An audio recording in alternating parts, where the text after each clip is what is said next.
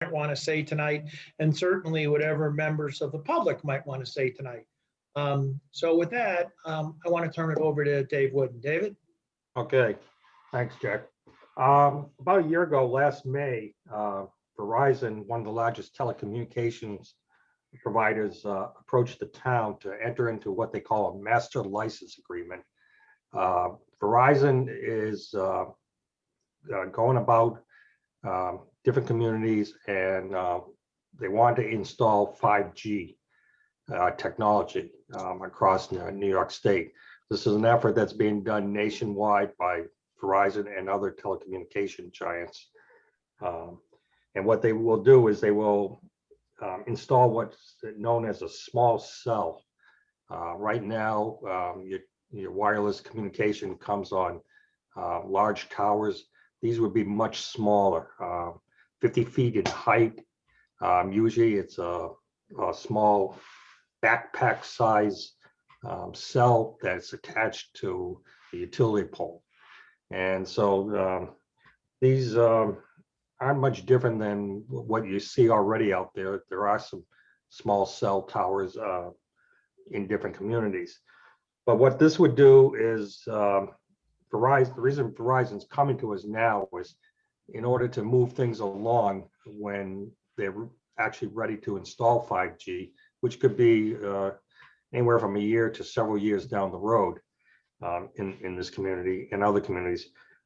They need to have an infrastructure in place, legal agreements, so that we can agree on what it will cost for permits, what are like the aesthetics, design standards will be, and other legalities that you would find in a normal contract.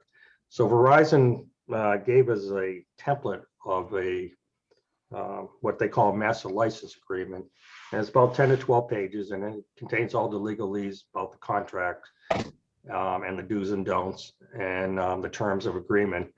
And they asked us to review it, and if we agreed to it, then the supervisor will sign on behalf of the town, and we'll have an agreement that will be the footprint, so that when Verizon does come and is ready to seek their first permit, they will know what the permit fees are, what the ground rules are for aesthetics, and all the other rules.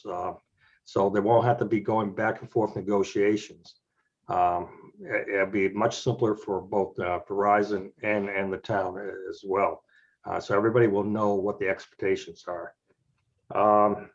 One of the first questions that people tend to ask is about 5G is, what are the benefits? Why not just stick with 4G?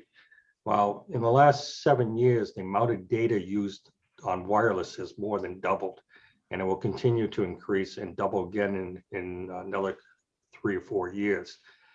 So obviously, while 4G is good, 4G is better than 3G, better than 2G.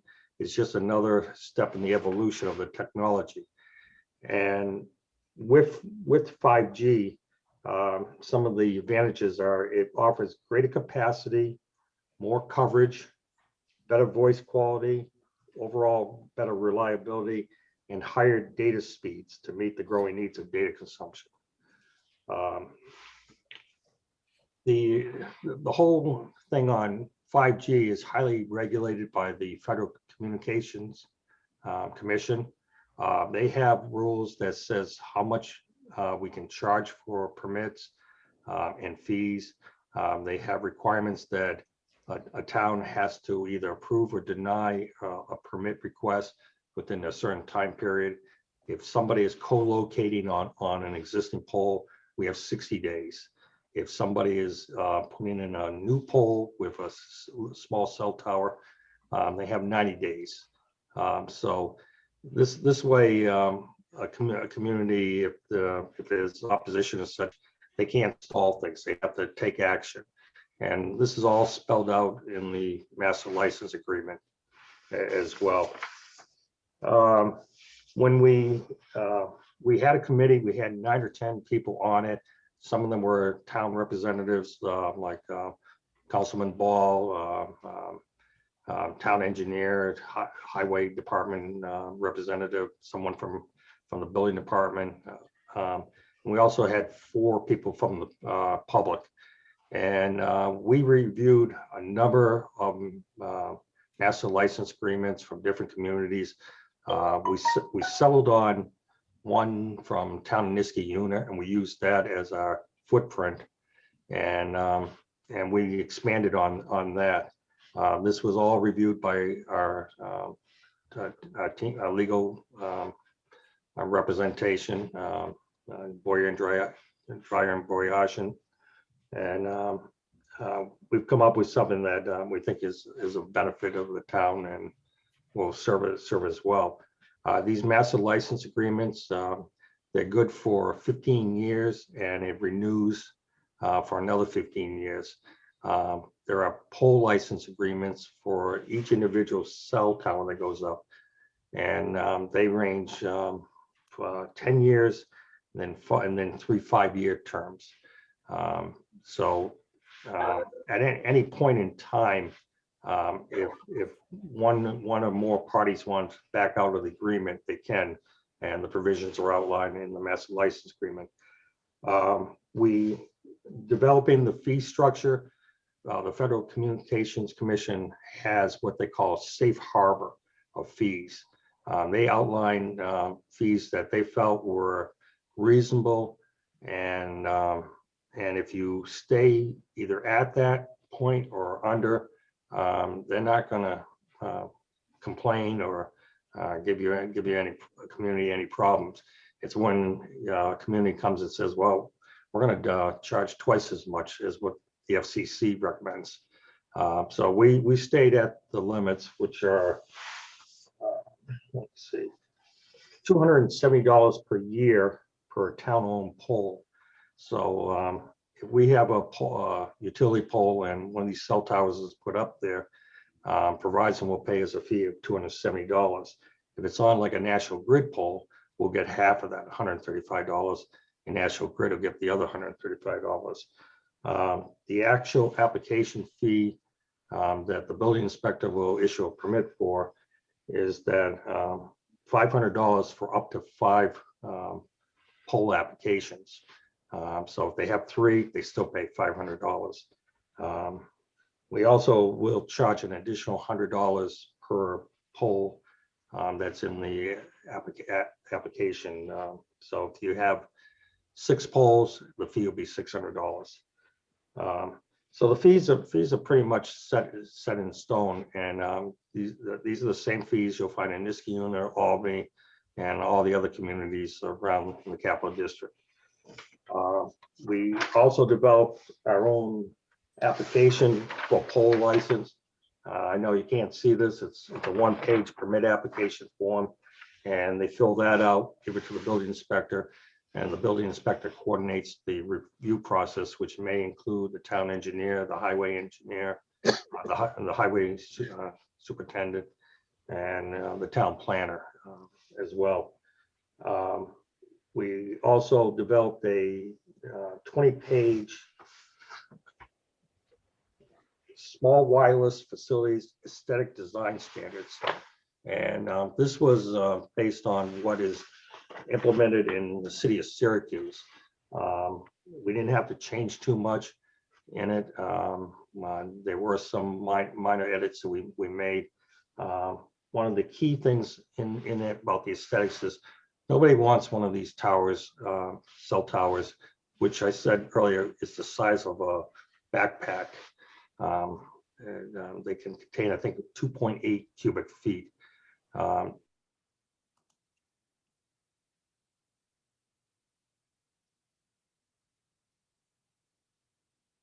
Most people will not really want to see something in front of it. So one of our conditions is that these will not be directly in front of a person's house. What we try to do is locate them on a utility pole that is on the boundary line between 2 properties. In some neighborhoods, there are no utility poles. All the utilities are underground. In those cases, the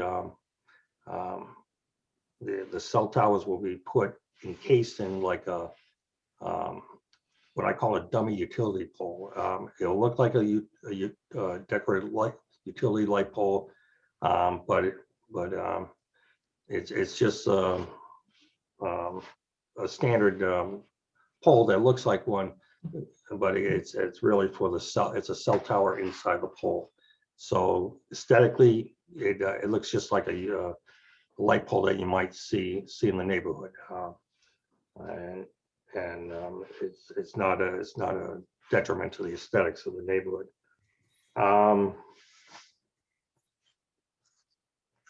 So we basically got those three things, and that's probably about it.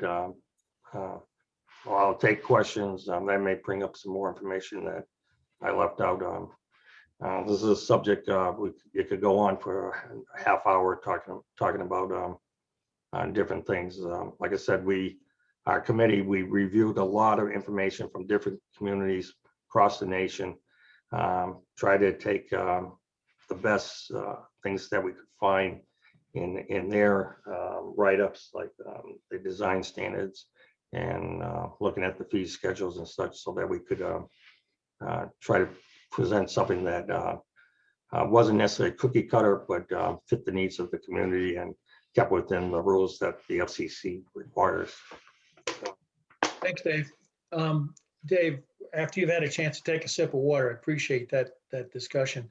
But I know you have a few of your committee members who are on. Would you take a minute just please to call them out so we can point out to people who they are, and once again, thank them for their work on this. I see at least two on here. Yeah, okay, I see Michael Bryan.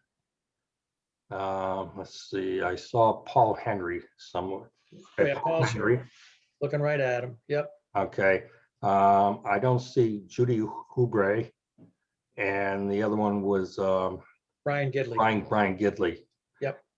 We also had from the town that was here was Councilman David Ball. Let's see. Well, I'm less concerned with the town representatives. I mean, but I do want to acknowledge the citizens who volunteered to serve on this. I know they all attended the meetings. They all had input. I could follow that from your minutes from each of the meetings.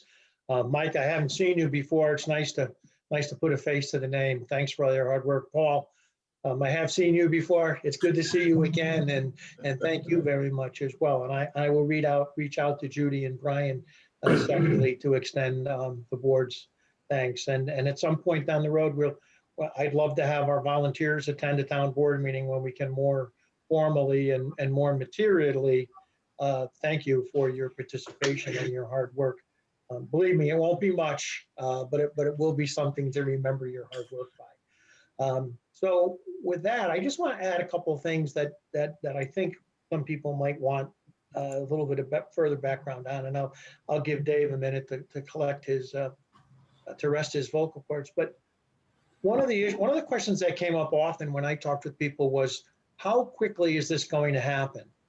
And there is no, and I'm asking the committee, please jump in and correct me, but there is no firm answer on that.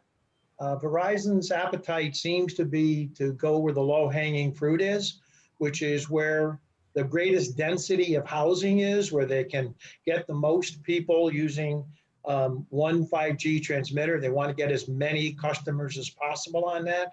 So we think that and we're not trying to represent the village. I see Mayor Mahoney is here. Yeah, Bert's here. Hi, Bert. We're not trying to represent the village. The village has their own thing going here. I know they're following what we're doing closely. And of course, we're happy to help in any way we can. But we think it'll be north side, the village, some of the older developments that the density is tighter, and where also there's existing infrastructure, where there's telephone poles, whether they be telephone or Niagara grid, that there's a pole there they can already use for a transmitter. We think the final parts of town, when and if it happens, will be some of the subdivisions up on the hill where the infrastructure, all the utilities are below ground, and the density is not nearly as concentrated. We hope that they'll get to the latter part, but that seems to be the rollout plan they have in mind. basically to come in, pick the low hanging fruit, get their equipment up where the most people can use it, which makes sense, but also where they can use existing infrastructure.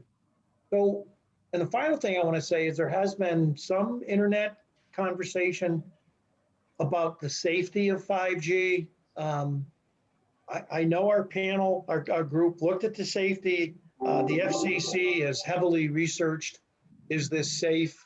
The standards in terms of exposure to any kind of dangerous transmissions, the standard is you have to be 1/50th, that is 2% or less of what's allowed. So by all of the most recent standard scientific studies and analysis, the 5G transmitter is safe for people to live with and for people to be close to. So with that, let me throw it open to any questions or comments anybody might have tonight. So what I'm going to ask you to do, Pat, can everybody unmute themselves?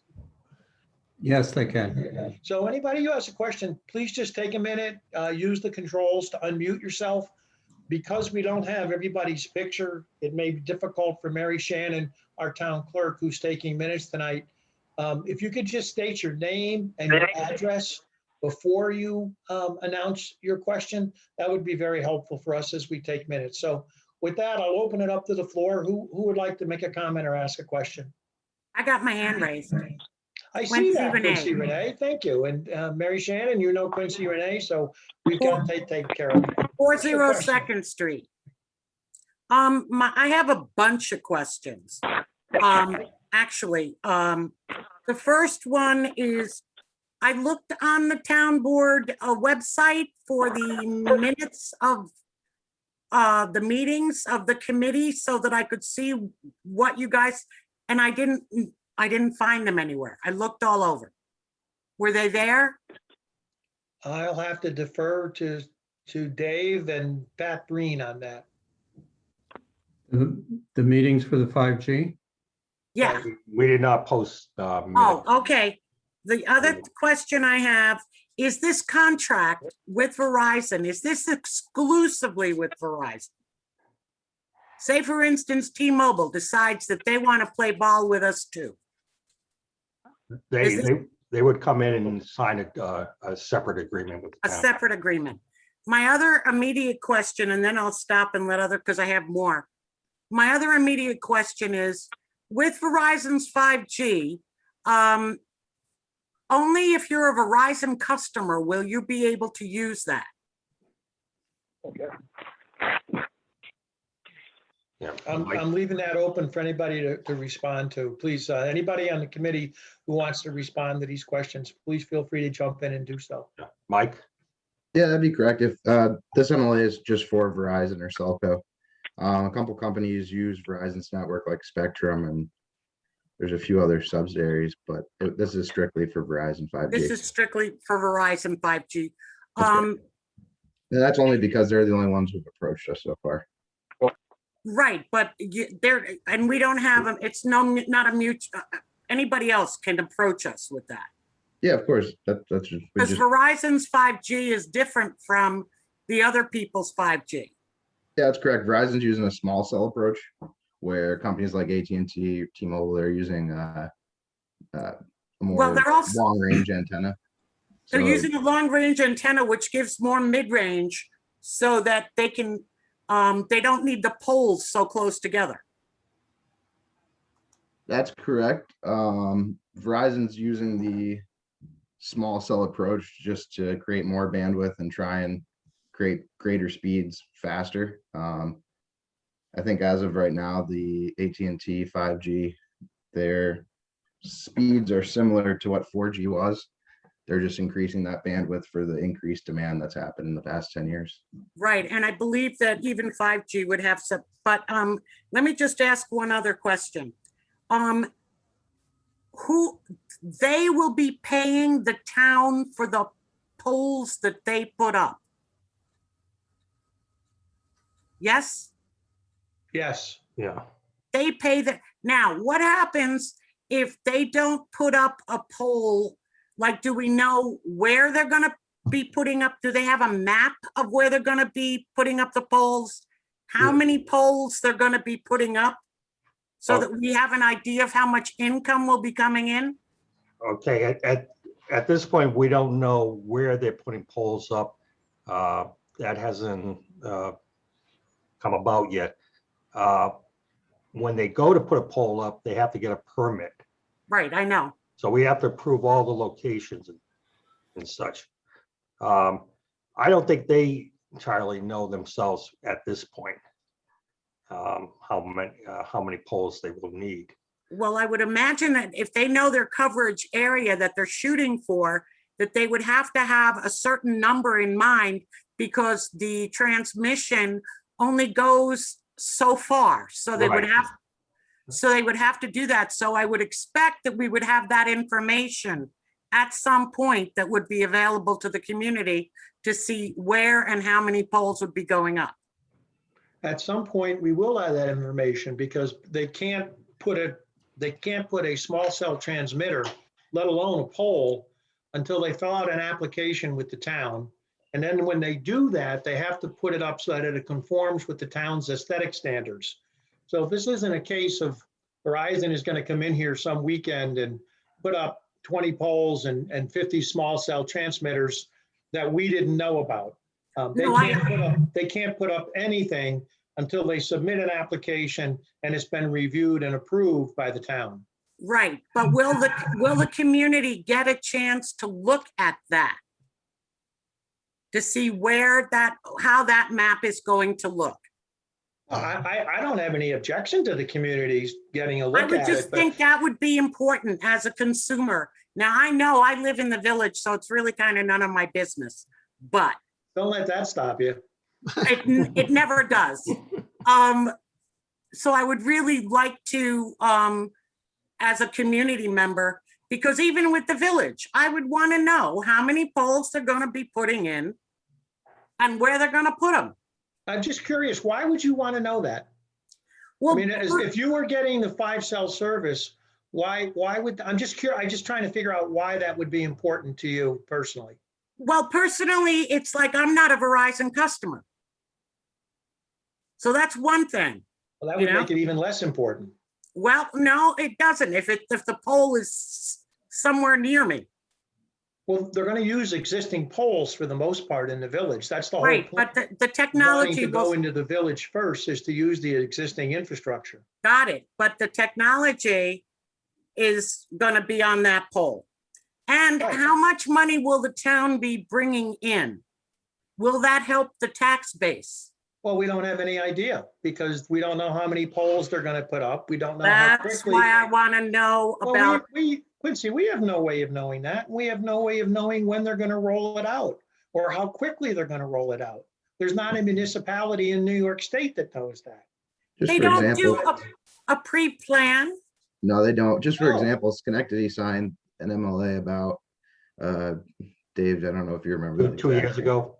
2 years ago, and they still haven't seen much of the small cell technology in Schenectady yet. They're starting, but it's a slow start. Right, it's gonna take about 10 years for it to really roll out. Because each Right. transition has taken about 10 years. So to answer your question about benefit of the taxpayers, we're not doing this because we're going to make money from it. I don't think we're going to make much money from it at 100. How much is it for to co-locate on a pole? 135 for a national grid pole, which will be the majority of the poles. Right. The I fee, mean, the fee is you know, really they're- a rental and maintenance fee. Yeah, they're not going to put thousands of these transmitters in our community. So the point of this is not to make money. The point of this is to provide as many residents as possible with advanced technology, with higher streaming rates and faster streaming rates that could benefit their quality of life. And that's what we're doing it for. Right, but We'll make some money on it. There's no question about that. But it's not going to be an appreciable amount of money. And correct, that's not, what is the annual fee, Dave, drop to? What do you mean? So they pay $135. Does that get reduced in the second year and third year? No, that's each year. Each year, okay. So, I mean, it's not, yeah, if they put 50 poles up, somebody help me with the math here, but 50 times 100, we're talking less than we're talking $6,500 in annual revenue. I'm happy to have it, but it's not a material amount of money in a $7 million budget. Oh, I understand that. I'm just thinking about the placement of the poles that they're using. How many poles? That's all. Yeah, and we don't know. And you also asked a question, would this benefit the taxpayers? I think anytime we make revenue, we collect more revenue, there's a material benefit, there's a benefit to the taxpayers, but it's not a material amount of money. I mean, $6,000, $7,000 a year, that's at 50 poles. If they put 100 poles in, it's $12,000 a year. Again, happy to have it, but it's a difference of less than 1% on the tax rate, much less than 1%. So the purpose here is not, we're not doing this to make money. We're doing it to provide a benefit to the people who live here. And we understand that benefit initially is going to be limited to Verizon customers, but they're the only ones who reached out to us. It's not like we said yes to Verizon and no to AT&T. They're the only ones who've reached out to us. And if we hear from others, happy to consider their proposal, and all things being equal, happy to deploy their technology. What other questions did you have, Quincy? That's about it for right now. It's Okay. just, like nobody ever said my questions were smart. No, your questions were great. I don't have a problem with your question. It's why we have public hearings. And I want to come back to something you said originally. And I'm going to ask Dave if you would please, because we won't take action on this tonight. But I'm going to ask Dave, would you get your minutes over to Pat? And Pat, can you get them on the website so that we can make those public? And Quincy, I thank you very much sincerely for pointing that out. This committee, it's not a formal committee per se, but certainly I want the minutes available to the public. So can you guys collaborate on getting that up? I'd appreciate it. Okay, thank you. And Quincy, again, thanks for bringing that forward. Who else has any questions or comments? Hey, it's Jack Tanzarito. I live at 6 Gadwell Drive, and just for full transparency, I do have to let you know that I do work for Verizon, and I'm required to let you know that I'm speaking on behalf of a member of the community and not on behalf of Verizon. But can you explain what the aesthetics would be for a neighborhood, like the light poles in a neighborhood that has underground cable as opposed to the aerial? I know you mentioned it like briefly that it would look like a lamppost, but would that be similar to the ones that are on like Saratoga Ave, or is there something else that they were thinking about? Yeah, we can specify what the design will actually look like. We didn't reach a point that said you have to use model XYZ. But one of the things we can do, and they've done this in Niskayuna as well, is they have these decorative street light poles like what we have on Saratoga Avenue. And you could actually put a street luminaire on that as well and have it solar illuminated. Or you could just have it be a dummy street light, put a false luminaire on it, have the pole, and the small cell unit will be encased inside the pole, so you never see that. And someone driving down the street will just see what they think is a street light pole. Does that answer your question, Jack? Yes, thanks, Dave. Thanks, Jack. Okay. You're welcome. Anything else, Jack? Nope, that's it. Thanks. How about other questions or comments, please? Hi, Barry Wall, Hi. 62 Second Street. I had one question, and it's the number of poles that the town owns. I think the number was 4.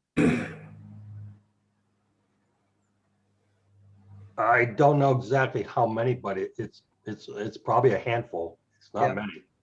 Thank you. Yeah, the majority of They're the probably polls like are, they're probably like majority in Garrett Field or Sugarloaf Pond, right. places like those. The majority, the overwhelming majority are owned by National Grid or New York Telephone. And you're right, Barry. I think we do own 4 poles that we put up specifically to provide light, usually in playgrounds, places like that. Thank you. You're welcome. Other questions or comments? Yeah, this is Chris Connell, Hi, Chris. Bellinger Avenue. So I have a question about, I understand you're saying that you're not in it for the money, but has there been any projection about what the possible revenue could be, both for the original low-hanging fruit implementation and then, when it spread out into a wider area of the town? Well, the original, as we understand it, and this is by no means a certainty, but based on Verizon's narrative of how they typically do this, and in the sense that they start off in the more densely populated areas where there's already infrastructure. If you think about that definition, that applies to two parts of the community, one up in Northside and one in the village. As far as revenue for the polls in the village, that's going to go to the village. That's not going to go to the town. I'm sure Mayor Mahoney, I don't see his name here still, but I'm sure Mayor Mahoney has their own committee, their own group, considering how they want to see that happen in the village. So how this rolls out in the village is entirely up to the village. And again, once you take the village out of the equation, and you look at where the dense infrastructure is in the town, you're where there are utility poles, you're really looking at Northside. Maybe some Swayze Acres, and Hillview, that area through there, but primarily you're looking at Northside. Again, even using what is one of the committee guys here? What is how far do these poles have to be apart to give adequate coverage? Can somebody give me some idea of that? I know we talked about 500 feet, under 500 feet. Oh, they can be actually up to 1,500 feet. The max range of about 2,500 feet. right. So I mean, if you think about But you're putting these realistically things, going to be around 750, I think. yeah. If you think about putting these things, if you think about putting these things 200 yards apart, I mean, just thinking about it, that's maybe, if we start at Clifton, at the bottom of Clifton on our work our way way up to the park, that's a maximum of 3 poles, 4 at the outside, and that's $500 for the town. And I think if you replicate that distribution pattern, we're probably talking about less than $5,000 a year in revenue. I'd love to see more, but again, this is not a financial windfall for the town. We're doing this, as I've said earlier, to make the technology available to the people in the community who could benefit from it. So does that answer your question, Chris? Yeah, I guess so. Thank you. Okay. Did you have any other questions or comments, Chris? Nope, not right now. I'd like to see, I do agree. I did call into a couple of the meetings, but not all of them. So I'd like to see those minutes too. Yeah, and that again, crediting Quincy for bringing that forward. I think we can take care of that within a couple of days. So, and like I said, we aren't going to act on this tonight. And if we want to, we can even have a second public hearing if we'd like. And I'm certainly not against that. So let me turn again to the folks who are on the line. Other questions or comments?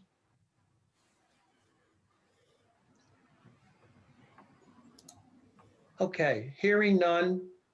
And one last time to give people a chance to unmute your phone or anything else.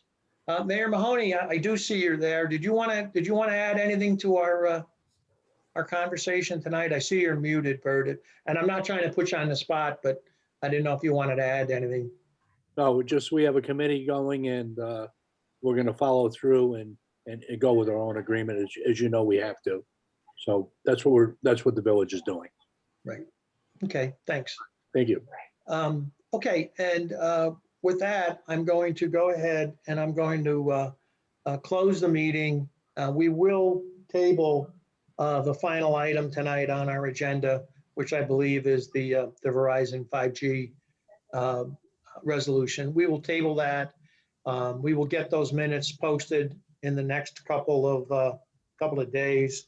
And I'm gonna bring this back up during the board meeting to get a sense of, from the board, if they'd like to have a second public hearing on this before our next meeting. So we'll revisit that in a moment.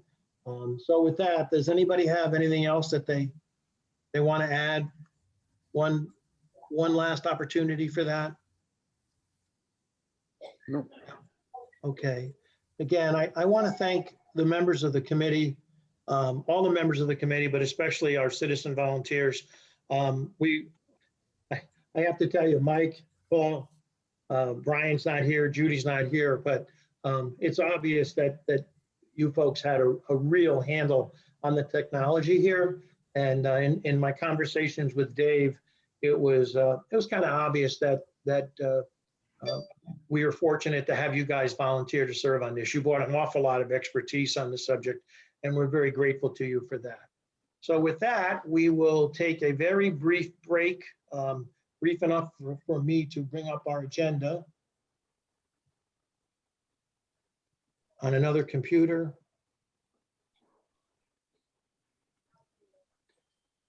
Okay. All right, and if you would please, please rise, if you would, if you are so inclined. I realize we're home and we're doing this, so please, from what makes your company, but we are going to go ahead and we will start our meeting off as we always do with a pledge of allegiance.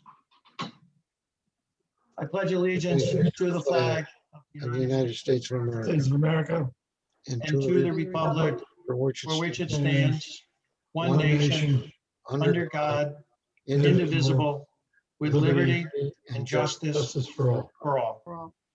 Thank you. And while we can sit rather, I will ask Councilman Ball if he would, our honorary chaplain, if he would please say a few words. Yes, thank you, Supervisor. Let us bow our heads. Heavenly Father, we thank you for the opportunity to convene this evening to conduct the people's business. We ask that you guide this board and its members and all the representatives of the town to act with all good due diligence and to work in the best interest of the community. We ask your blessing on all those who work and reside in this community. We ask your blessing on all those first responders who serve this community and our nation around the world. We ask your special blessing on those who are serving in the armed forces, and please watch over their families while they're deployed and their loved ones away. In your name we ask, amen. Amen. Amen.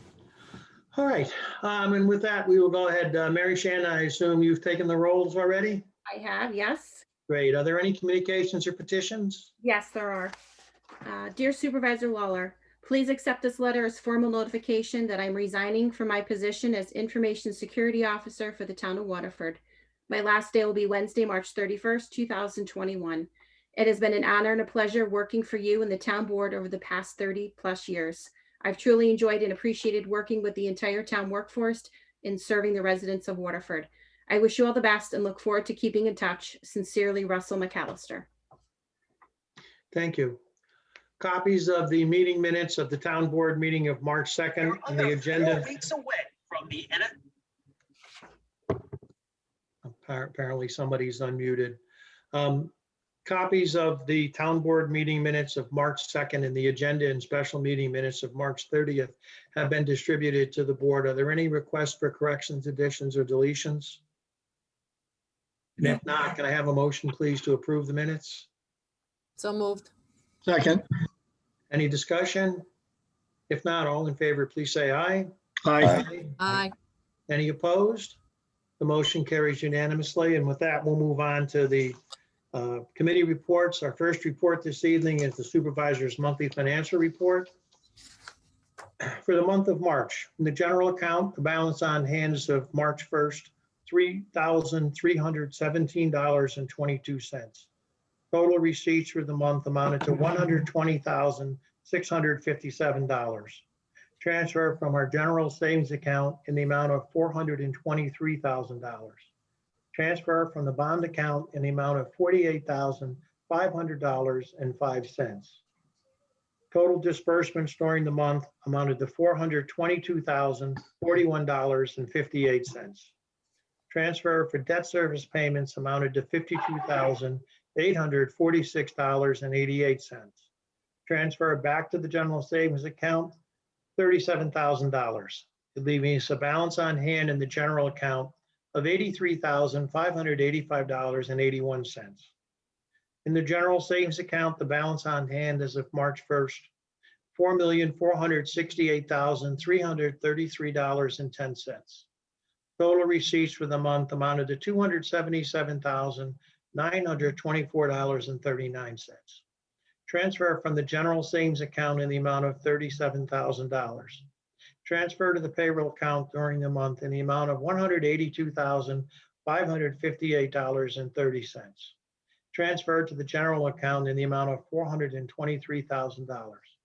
Interest received on the general savings account during the month in the amount of $71.82, leaving us a balance on hand as of March 31st of $4,177,771.01. Petty cash or the report for the month, petty cash totaled $32.10, and that was for postage in the court clerk's office.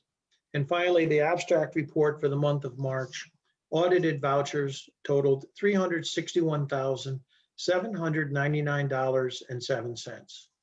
Payments made in advance of audit totaled $31,788.18. Are there any questions or comments from the board on the financial report? And if not, can I have a motion, please, to adopt the report, reimburse petty cash, and to pay the abstract? So moved. Second. Mary Shannon, your choice there, okay? All right, is there any discussion on the motion?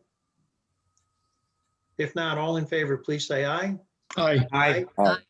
Any opposed? Motion carries unanimously. And that brings us to our next report, which is the Committee on Highway, Wastewater Treatment, Water Authority, Cemetery, and Museum Operations. Councilman Jim Boudreau. Jim?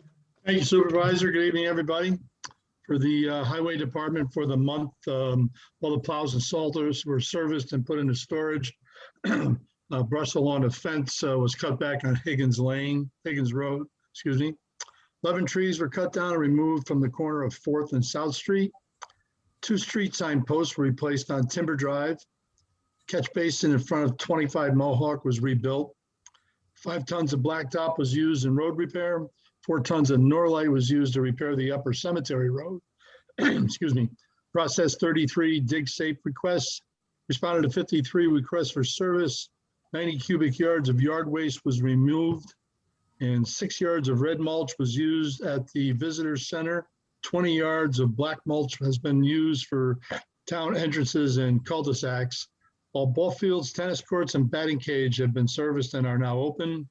And also, we would like to remind everyone that bag and brush pickup is back to normal, scheduling Monday and Fridays. A reminder that the trash drop-off program is up and running. Highway Garage, it began on April 3rd, runs through May 22nd from 8 to 1.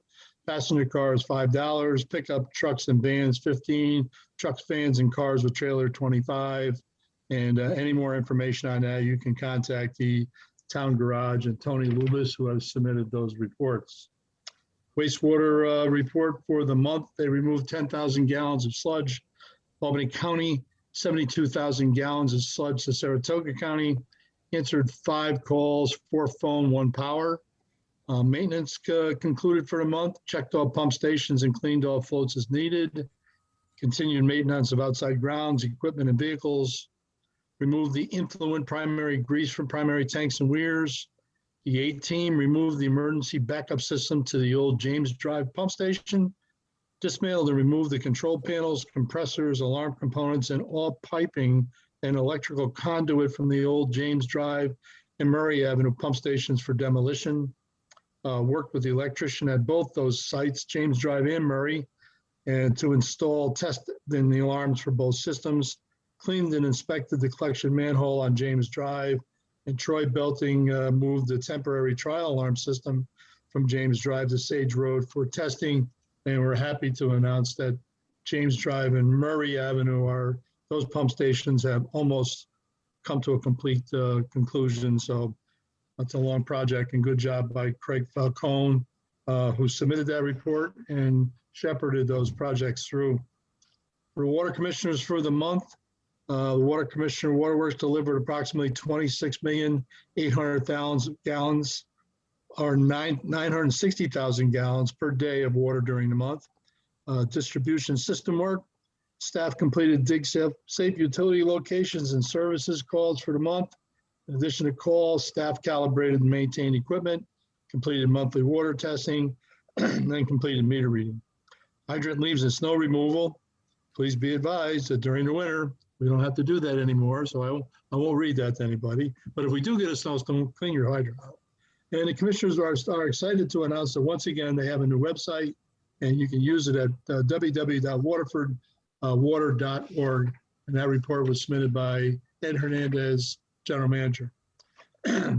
For the Town Historians Report for the month, Russ Vanderboort conducted a research on a 1921 New York State Supreme Court case involving testimony given on issues with railway crossings in the town of Waterford. He's working with the newly formed Saratoga County History Center, formerly the Brookside Museum, on Waterford's potential display capabilities at that venue. The Saratoga County History Center has just finished a This Week in Saratoga County History series, completing 52 weeks of histories. These are now being produced as a book that will be sold as a fundraiser for the center. Project is continuing for this year. Russ had 5 stories concerning Waterford in the last year's series, which will be included in the book. And they are Founders Day, the Waterford World War II Veterans Welcome Home, Fire Destroys the Waterford Covered Bridge, and many others. Again, working with the History Center and the Pomeroy Foundation on their Legends and Lore program, working with Queens College Professor Emeritus Thomas Supernaut on the possibility of an acquisition of a 1875 parlor stove manufactured by the Eddie Valve, which is quite a unique piece, and we're hoping to get that into possession of the town.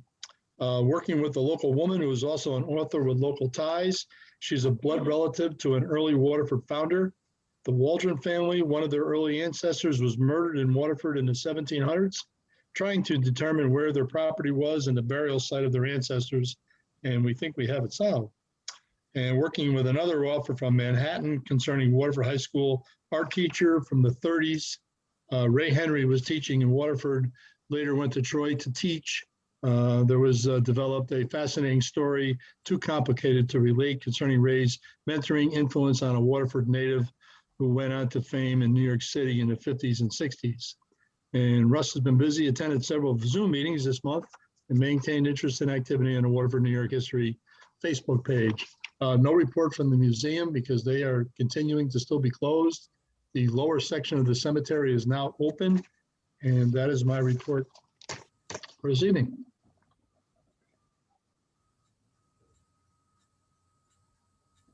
Thank you, Jim. I appreciate that. Our next report is the Committee on Public Safety, Emergency Services, and our liaison to the village government, Councilman Dave Ball. Dave? Thank you, Supervisor. Good evening, everyone. I want to start the remarks this evening by letting everyone know and call their attention to that there was a statewide open fire burn ban up until May 15th. The burning trash, leaves, rubbish, anything outdoors unattended under any circumstances is subject to ticketing and pretty substantial fines. The reason for this ban is that this time of year, the underbrush and debris that's laid over the winter tends to dry out very quickly. The sun gets a little warmer. People might get a little careless. Sparks can easily ignite any of this forest and field debris that's out there. Conditions are very dry. Spring happens to be a pretty windy time as well, and it can lead to catastrophic events and pretty substantial damage to the environment. So please be aware of that fire ban and hold off campfires and all those other things until that ban expires on May 15th. Moving along, communications with Sergeant Michael Schott in collaboration with the Waterford Police Department. The following notes were produced on the activities of the police department for March 2021. There were a total of 20 arrests made by the department. 121 traffic tickets have been issued. There were 12 motor vehicle accidents investigated, and there were a total of 680 calls of all types for service for the month of March. A very busy month. In other activities, the narrative continues. All officers have completed a refresher training on the use of tasers. We are equipped with tasers, and to use a taser, to have a taser, to even wear a taser as part of your gear, one has to experience being tased. So it's a firsthand learning experience. And once it's done, you know what it's like, and you probably don't want to have it done to you again. But in any event, the state does mandate frequent, at least annual recertification on taser use. The DARE program has been started for the year, both at Waterford Half Moon Schools and at St. Mary's Schools. That program is the longest running we've had in terms of civic programs, and is well received by both the schools, the teachers, and the students.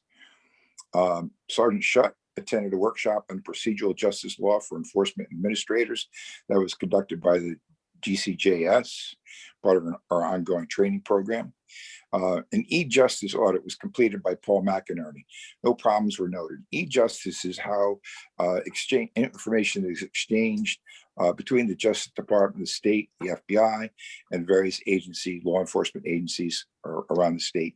And we are a participating member in the e-justice system.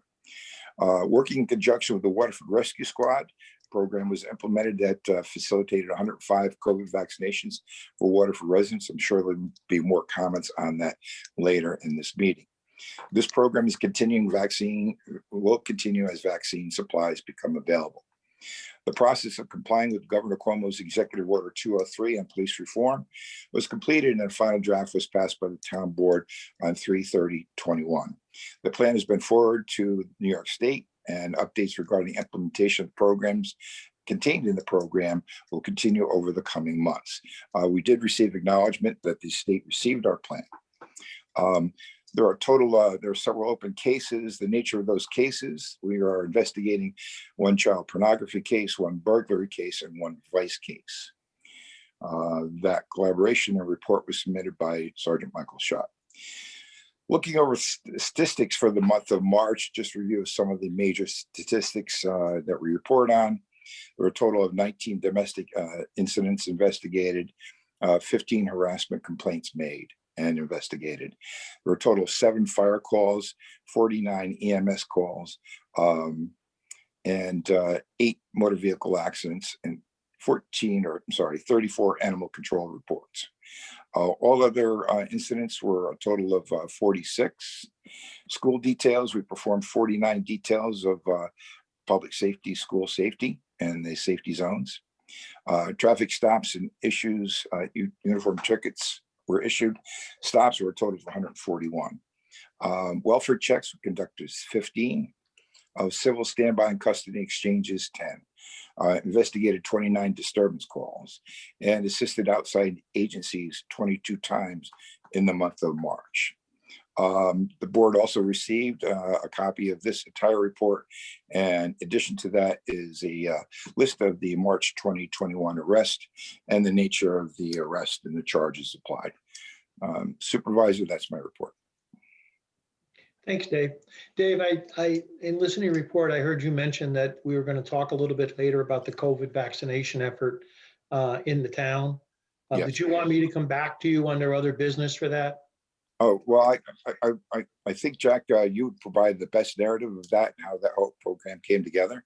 Actually, I think the guy who actually did the work, you and the guy who actually did the work is on the phone tonight, Paul McInerney. And Paul, I'm going to come back to you under other business, so please don't go anywhere, because I'm really, really proud of the job that you did and the Waterford Rescue Squad and Councilman Ball did and all of the town council people did in pulling this program together and getting so many of Waterford's most vulnerable population vaccinated, primarily in their homes.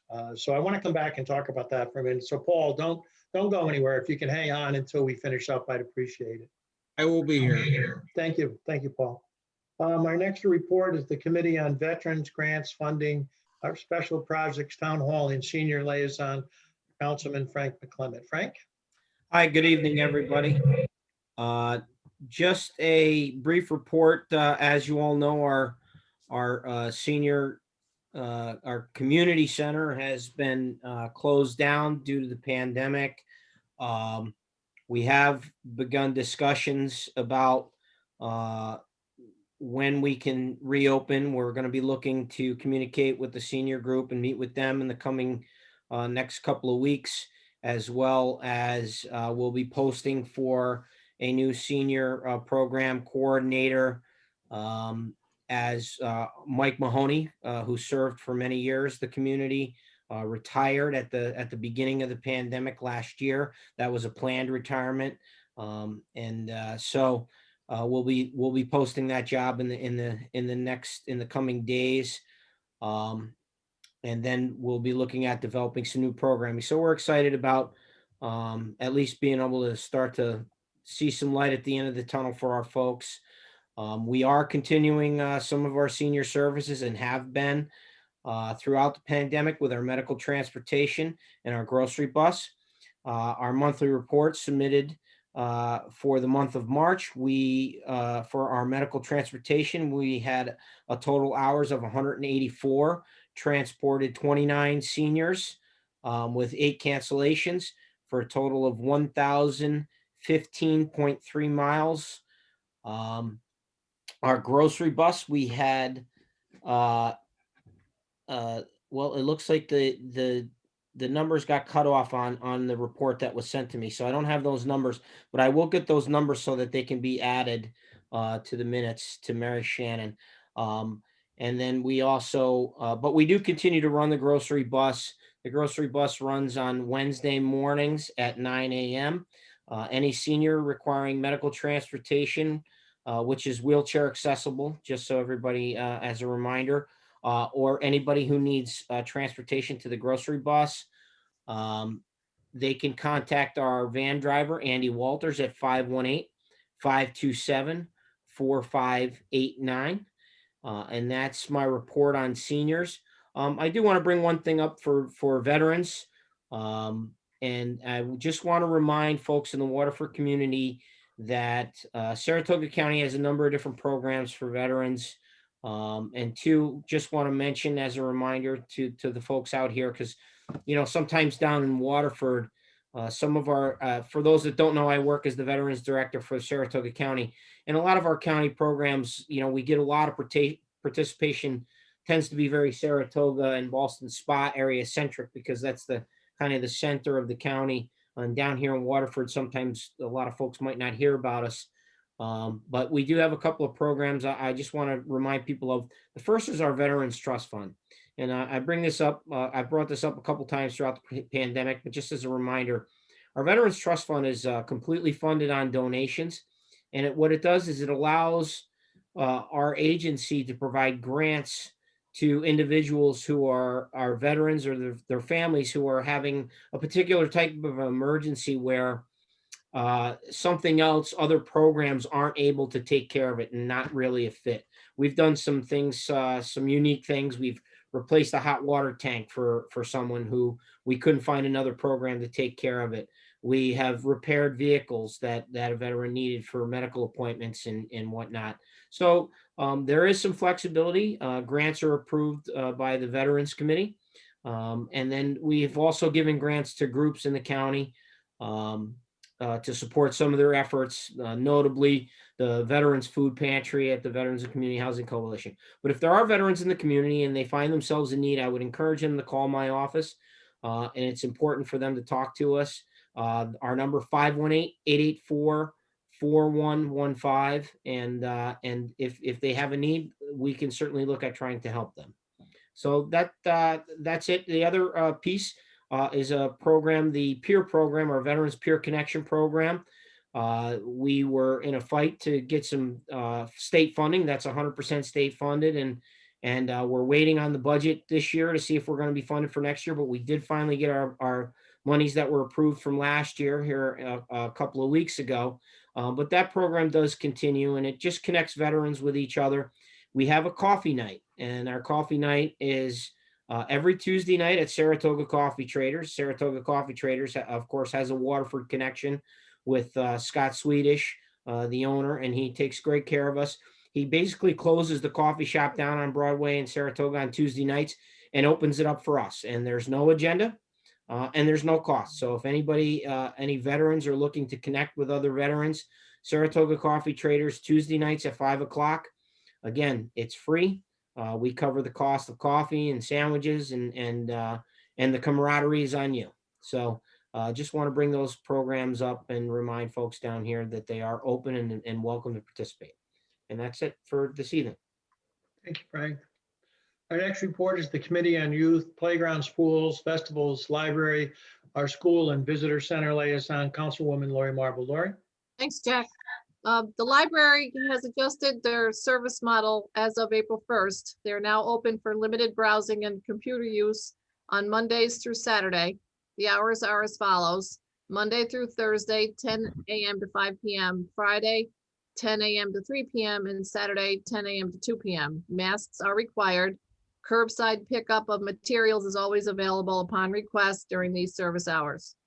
Liz Albinetti, the Youth Services Librarian, is planning a summer reading program that will be primarily virtual in nature. Several programs will be offered online via Zoom, along with weekly take and make craft projects. We are very pleased that once again, Stewart Shops has provided a generous grant to help underwrite portions of the summer reading program. More information will come soon. There's still a small amount of federal and New York State tax forms available for pickup at the library, and other forms for folks from the IRS or New York State can be printed from their websites if needed, and a small fee may apply. The library would like to acknowledge the retirement of one of their longest tenured employees, Daryl Cook.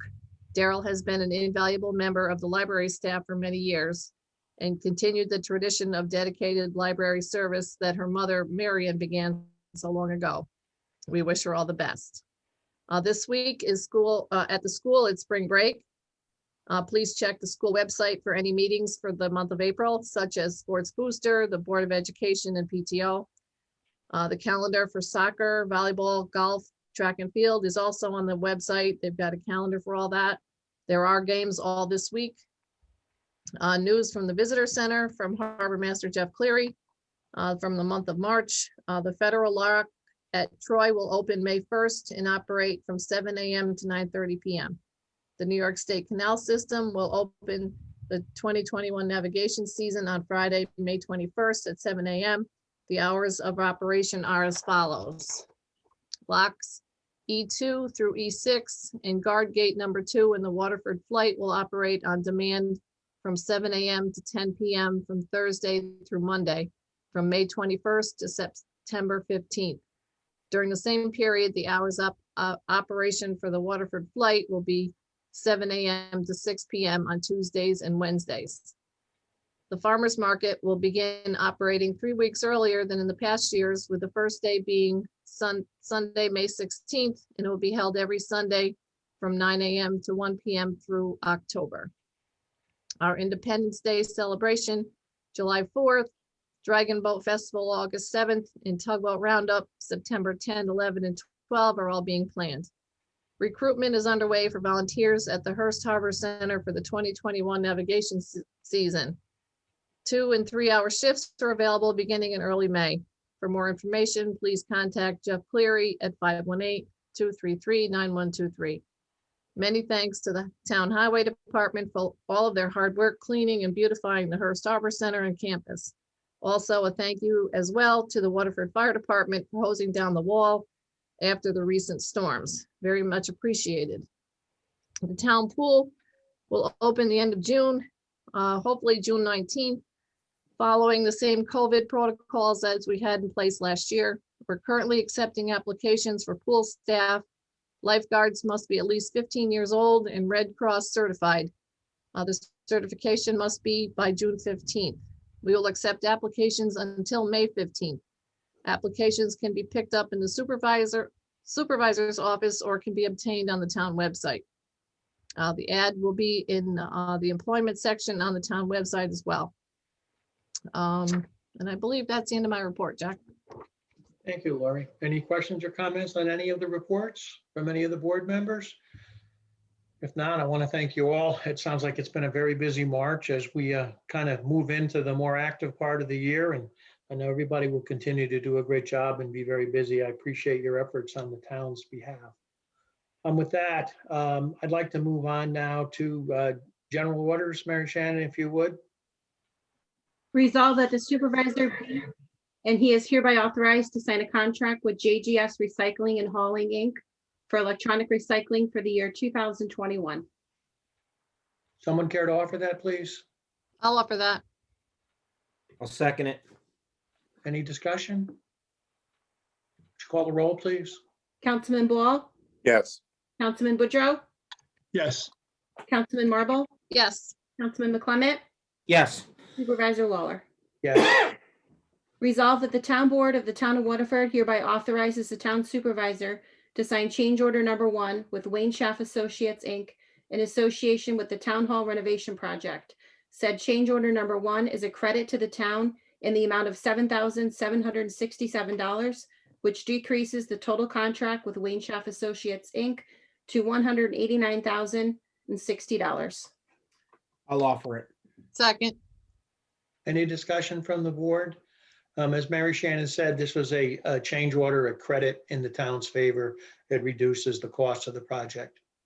Mary Shannon, would you call the roll, please? Councilman Ball, Yes. Councilman Boudreau, Yes. Councilman Marble, Yes. Councilman McClement, Yes. Supervisor Lawler. Yes. Resolved the town supervisor be and he is hereby authorized to sign a household hazardous waste collection agreement with Care Environmental Corps for 2021. I'll offer that. Second. Did someone second it? Yes. Dave seconded. Any discussion by the board? If not, would you call the roll, please, Mary Shannon? Councilman Ball, Yes. Councilman Boudreau, Yes. Councilman Marble, Yes. Councilman McClement, Yes. Supervisor Lawler. Yes. Resolved that the town board of the town of Waterford hereby authorizes the town supervisor to sign change order 2 with Koval Electrical Contracting LLC in the amount of $1,925 in association with the installation of wiring for 2 new data lines and 2 additional phone lines at the Canal Visitor Center. I'll offer that. Second. Any discussion? I want to thank Koval Electric for the fine work that they did. If I remember correctly, they're a local company. It's nice to have local companies working in the town. They did a great job. Appreciate the work that they did. Would you call the roll, please? Councilman Ball, Yes. Councilman Boudreau, Yes. Councilman Marble, Yes. Councilman McClement, Yes. Supervisor Lawler. Yes. Resolved that the property known as 118 Davis Avenue, tax ID number 290.20-2-97, be changed for sewer rent purposes from a 2-unit to a 1-unit dwelling as all necessary paperwork has been submitted to the town clerk. I'll offer that. Second. Any Councilman discussion? Yeah, go right ahead, Mary Shannon. I'm sorry. Please, go ahead. Councilman Ball, Yes. Councilman Boudreau, Yes. Councilman Marble, Yes. Councilman McClement, Yes. Supervisor Lawler. Yes. Whereas the town board of the town of Waterford, by public notice duly published according to law, invited sealed proposals for lawn maintenance services for the town of Waterford Cemetery on Saratoga Avenue in the town of Waterford. And whereas all such proposals received were considered publicly at Town Hall on the 26th day of March, 2021 at 2:00 p.m., the time and place specified in said public notice. And whereas said town board has determined that C Property Maintenance is the lowest responsible former bidder for the work as detailed in the specifications with a bid of $23,500 as set forth in the bid specifications. And now therefore be it resolved that said proposal of $23,500 be accepted subject to the following. And be it further resolved that the town board enter into a contract with said C Property Maintenance as the successful bidder pertaining to the cemetery lawn service in accordance with the specifications for said bid project to be approved by the attorney for the town and further subject to the receipt and approval by the attorney for the town of the required bonding documents for performance, labor, and materials. I'll offer that. Second. Any discussion by the board? Mary Shannon, I believe, right, we had one bid for this, Correct. and it's the incumbent company that we've used in the past. So, Yes.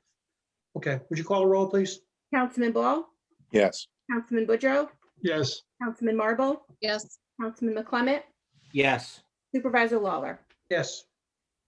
Resolved that the town board of the town of Waterford hereby adopts the public employer health emergency plan for the town of Waterford. I'll offer that. second, Discussion by the board. Copies of the plan, this was recommended that we adopt a plan. There were certain templates that were provided to us to use. Copies of the plan have been provided to the members of the town board. I want to thank Paul McInerney. I'm going to thank him a couple times tonight, but I want to thank Paul McInerney and Councilman Ball for taking this initiative and getting this job done. I appreciate it. And I'd like to get a copy of the plan, if it's not, and maybe it already is, but if it's not, I'd like to get a copy of the plan posted on the town's website and the town's Facebook page. So I know I have the people here on this call tonight to try to get that done. So I know it's in a PDF form, Paul.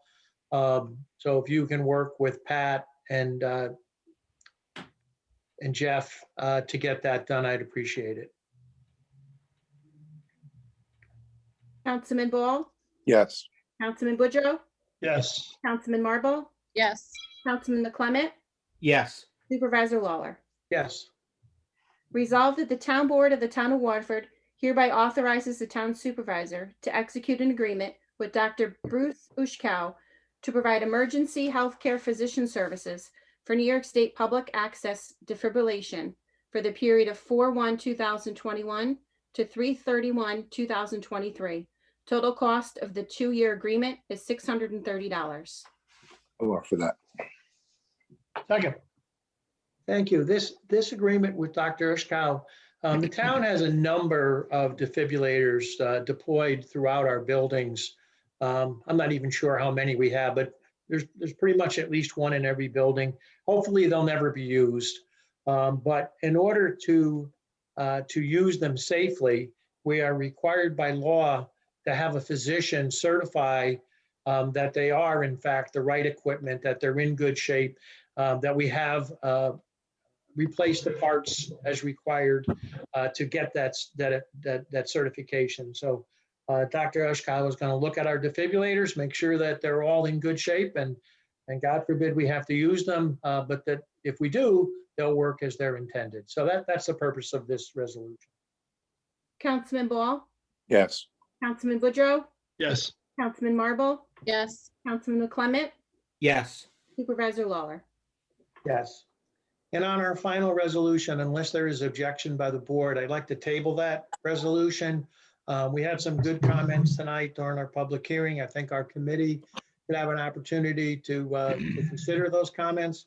Also want to have an opportunity to get the committee minutes posted so that interested members of the public will have access to those documents. I think because the minutes have not yet been posted, and just to make sure we've gotten input from the public and we've been as transparent as possible in this process, I'd like the board to consider having a second public hearing before our agenda meeting. I think most of the commentary that we've addressed tonight was very insightful and important. And perhaps there'll be other good ideas, good questions that come out of a review of the committee's minutes.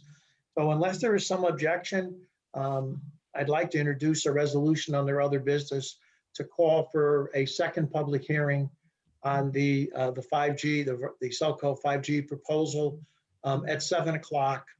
And Mary Shannon, can you help me with the date prior to our next agenda meeting? It is, The 27th? You didn't sound like Mary Shannon, but I'll take the 27th if that's the, I'm if gonna that's the say right the answer, 27th. sure.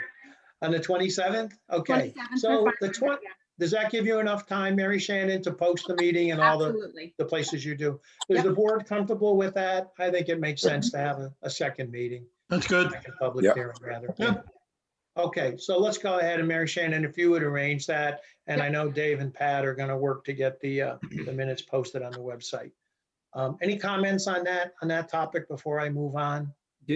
Do we need a motion to table the Just, resolution? no, I don't think so. I don't think we Okay. need a motion to table it, no. As long as we have concurrence among the board, I'm fine with that. I did just introduce a resolution under other business to call for a second public hearing on April 27th at 7 o'clock. I'll offer that, and would someone from the board care to second that? I'll second it. Okay, thank you. Any further discussion? If not, all in favor, please say aye. Aye. Aye. Aye. Any opposed? That motion carries. A few other things under other business. I want to, we touched on it briefly tonight, and Dave and Councilman Ball's report. He mentioned that we have filed our required police review document. And once again, I want to thank Councilman Ball, Sergeant Shutt, all the members of the department, and all the members of the committee that did a lot of work to pull that document together. It's really well done. I'm proud of the work that you did, and I thank you very much for that. I also want to turn, if I could please, to Paul McInerney. Paul, I'm putting you on the spot, and I apologize for that. But we're all very proud of the work you and Dave Ball did on our vaccination program. Would you take a minute first, please, to just talk about that and summarize how that's gone? Absolutely. It's also with Tracy Weir and our Waterford Rescue Squad as well.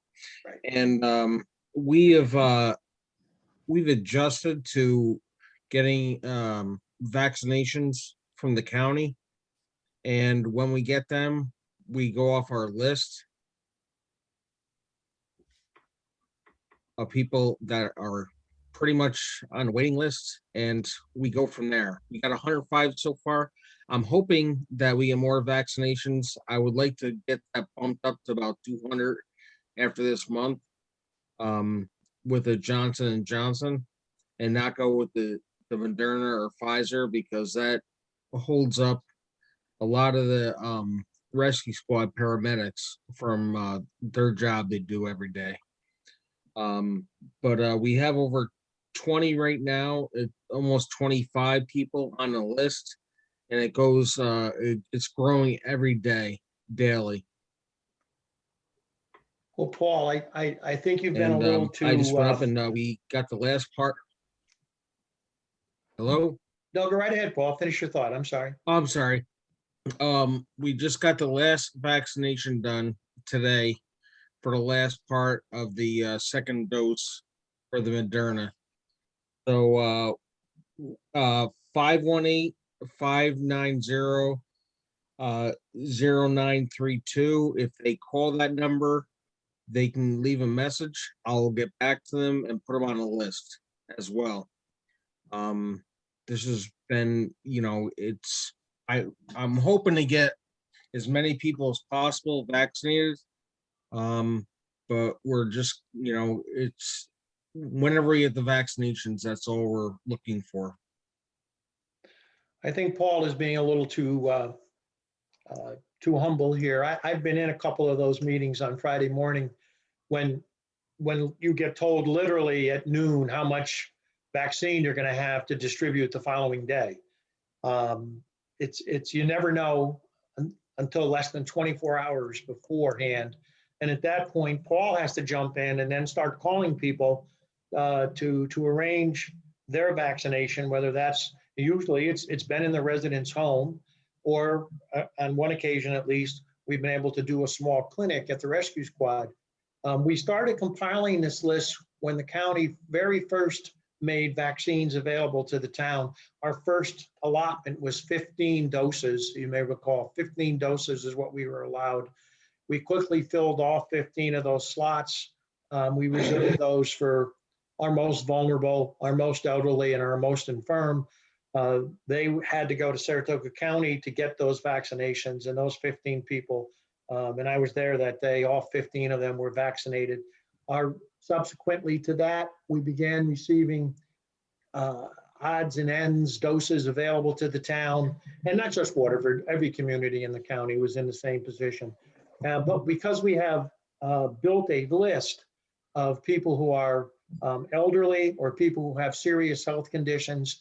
In some cases, it's people who are homebound. We've been able to very proactively vaccinate over 100 of those individuals in our community. And that's the direct result of Councilman Paul McInerney and the Waterford Rescue Squad.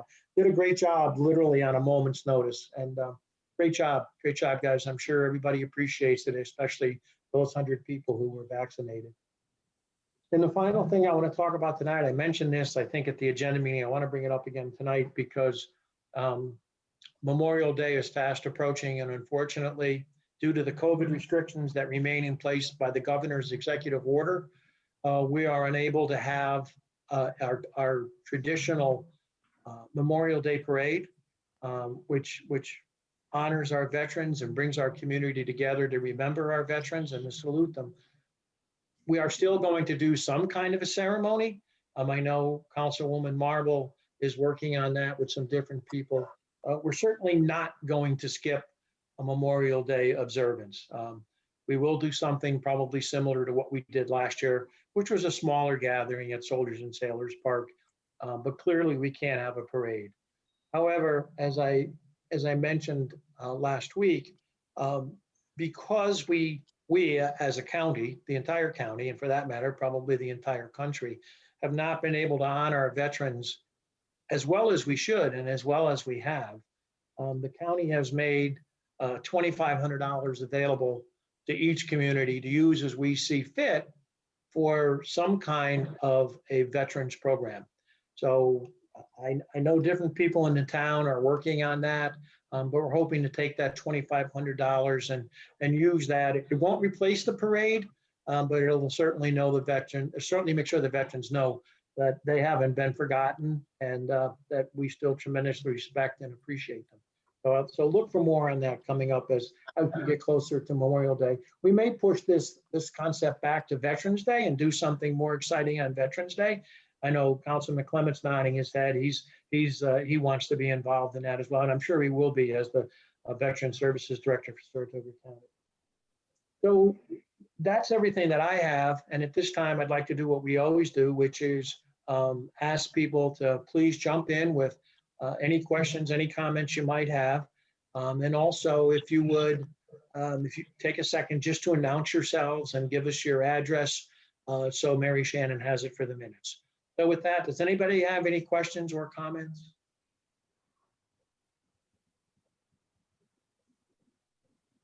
I'm going to wait a minute because I have an awful difficult time figuring this out sometimes, how to unmute myself, how I'm technologically challenged, I guess would be the polite way to put it. So let me ask once again, does anybody have any comments or questions, any thoughts, anything at all that you want to know about the town of Waterford? This is your opportunity to ask or to make comments. Okay, that's good. I assume things are good if we don't have a lot of questions or comments.